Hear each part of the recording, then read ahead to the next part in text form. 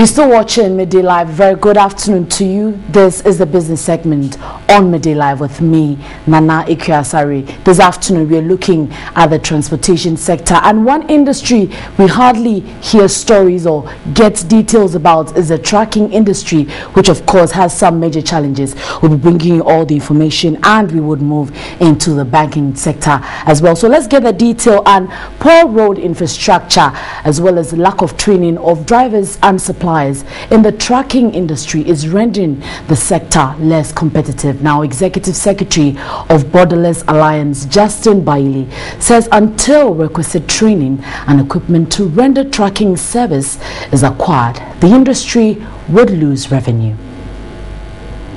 Poor road infrastructure continues to affect road transportation in the West African sub-region, making it slow and expensive. The situation has resulted in high prices charged for imported consumer goods and low levels of profit for exporters. In Central and West Africa particularly, the trucking industry cartels and restrictive practices in traffic allocation are responsible for low vehicle mileages and poor fleet quality. Though the trucking industry is performing well, access to finance remains a bane. Renewing a fleet is not so easy. It's very expensive, and the traditional banking system is not necessarily ready to support financially these truck owners. A critical amount of trucks now to be bought or ordered, so that actually probably it will be easy for them to get trucks from the truck manufacturers or even from the bankers. At its first workshop on promoting efficiency in the trucking industry, drivers and suppliers in selected member countries have been schooled on the need to build capacity, promote safety and security. In addressing the challenges in the trucking industry, Executive Secretary of Borderless Alliance, Justin Bailey, said an improvement in infrastructure and monetary system will better the fortunes of the industry. Truck owners, truck drivers will also anticipate to acquire equipment. In Europe, you will never see a broken trap on the highway. Why can we have the same situation in West Africa?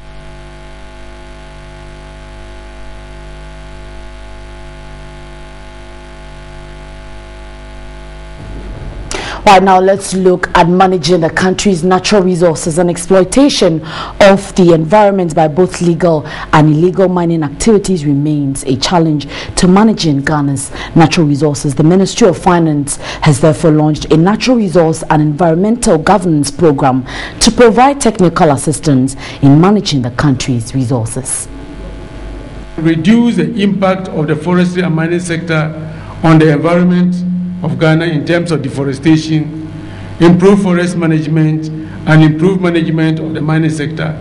It has, however, not been able to cut back the effects of the exploitation of the environment by both the legal and illegal mining and forest sector activities.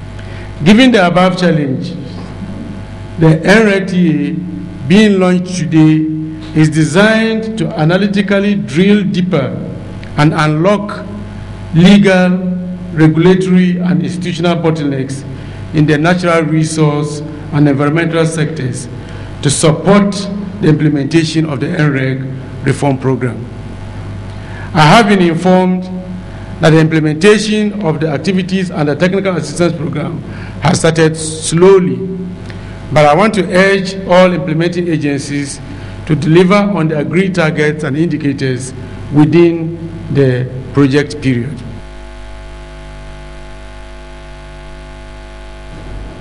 And as part of this project by the Finance Ministry, the World Bank has also provided a fund of $5 million to this particular program. We will be telling you more in our subsequent bulletins. Now let's talk about banking and acquisition. The Director of Public Investment at the Ministry of Finance, Magdalena Pintin, says the move by Fidelity Bank to acquire ProCredit would boost infrastructure development for local industries, adding it would put the bank in a position to offer more credit to the SME sector. Procedures for the acquisition of ProCredit by Fidelity Bank are near completion. The acquisition is a strategic initiative by the bank to break into the SME banking sector, according to Deputy General Manager for Fidelity Bank, Jim Baden. ProCredit currently has a client base of more than 100,000, most of whom are engaged in the SME sector. Director of Public Investment at the Ministry of Finance, Magdalene Appenting, said such acquisitions provide the SME sector with access to more credit required to expand the sector, which currently is the largest contributor to the economy. It provides the necessary leverage for the bank to finance large local infrastructure projects. And again, also, the bank will also be able to provide increased lending, especially to the small and medium-scale enterprises in agriculture and the manufacturing sector.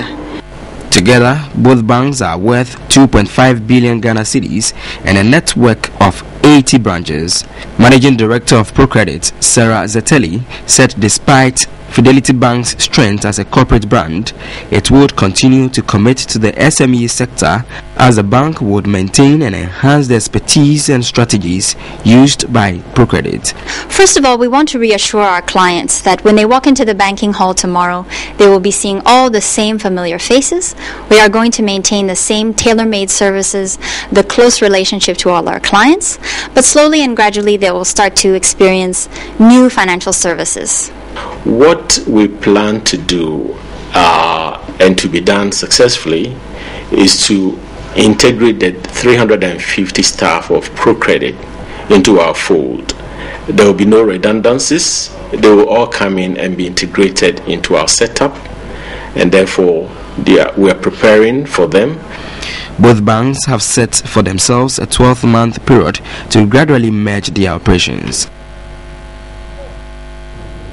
So more local acquisitions to ensure that it stays right here in the country to boost the small and medium enterprises. Now, we're still looking at banking, this time round on the forex market. Figures coming in from the Bank of Ghana. We saw some stability there on the markets from Monday to Tuesday, but the Ghana cedi has once again declined against all four major trading currencies, leaving it at 4 Ghana cedis 17 pesos. Looking at the losses on all four major trading currencies, talking about the euro, the pound, as well as the CFA and the dollar. The dollar trading on the interbank market there for the Bank of Ghana. We have it for its buying price 3 Ghana cedis 1738 for the buying price, with a selling price of 3 Ghana cedis 1762 there for the cedi against the dollar. Now let's see how it also trades against the pound there on the interbank market today. Definitely